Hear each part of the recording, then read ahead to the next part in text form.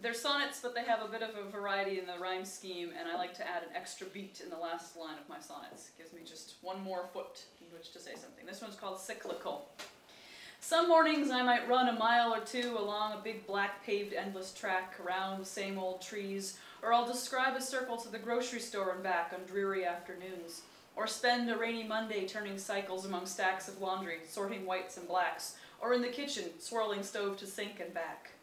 The earth has cycles, seasons, day and night, precipitation, everything in fact, as do we, the human race. We move collectively from birth to death and back. What grace that though eternity is long, it just moves in a straight line, yet on and on and on. I have a question about the last poem that you wrote. Did you ever share it with the student that inspired it? Mm-hmm. And what was the reaction? Well, this student was in a poetry workshop at the time, so it was a wonderful context. Those tend to get very intimate. We get to know each other very well in those workshops. It was about 12 students, and we just sit around a table every week and everyone reads. So I brought this poem to class after she had told me about her struggles, and I didn't say anything. I just said, I'm reading this. She knows for her, and then I sent it to her with a dedication to her specifically.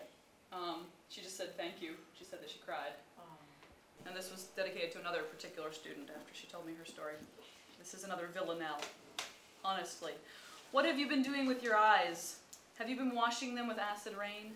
The pain behind your irises implies that touching needles, telling dirty lies, and breathing smoke is not a funny game. What have you been doing with your eyes instead of sleeping normally? Surprise, you've drunk yourself to death. When you're awake, the pain behind your irises implies the nightmare doesn't dissipate with sunrise. Do you think poison will not strip your veins? What have you been doing? With your eyes wide open, pouring sludge in your insides. Start gazing at your soul, and see the stain the pain behind your irises implies. Though you paint happy colors, I surmise that blue and gray are your internal shades.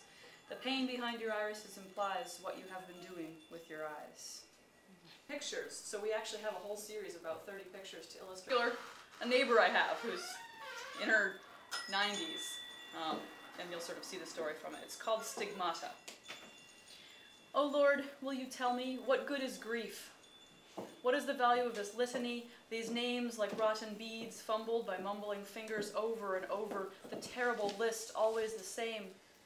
Do you not see the skin of mourning, withered into age-brown wrinkles, hanging on the skeleton of loneliness, the mouth of sorrow that knows only senile whimpers, useless dribbling undertones? Whittled down to the diction of solitude, bereft of loveliness, perhaps the body's pain can wallow at the self-bent heart.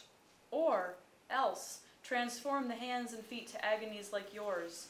Perhaps nearly a century of loss need not condemn, but can resemble something like a cross. Thank you. The myth of memory. I finally learned to dive, and found joy hovered there, a sphere of longing sublimed with the lake. Below me, an indeterminate color hung like shadows cast on grass. Above, desire quivering in a sunlit circle. Well mouth, cave mouth, it shone, compelling, fixing my imagination on its unknown and unlabeled hues. That strange, inviting light held me. I crystallized, became the prism, casting scattered shafts from each toe and finger, every hair. Is it that light I long for in my dreams? In an underwater limbo, suspense and longing intermingled, delicious like a taste, refreshing as if I drank and it were pure, wet and pulsing like the act of love. That unity and isolation seemed the archetype of other, severed pleasures. I swam submerged and drowning in desire. What did I want? Not that muddy lake, that real dive, split in fragments by my 5 unpracticed senses, spluttering in fact. Not to catch the fascinating disk of sunlight on the surface, not to stay and drown, no, not to stay and contemplate.